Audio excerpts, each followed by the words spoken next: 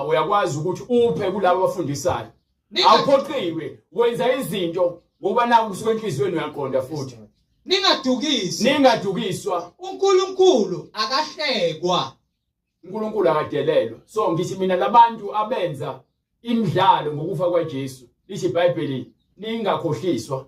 uNkulunkulu akahlekwa futhi akadelelwa. Ngokuba lokho akuhlwanyelayo umuntu. Lokho kwenzayo. Lokho okuvuna. Isenzo sakho sizokuholela ukuthi umvuzo wakho ube njengokumsebenzi yakho. Uyayizwa into engitshela yona mina.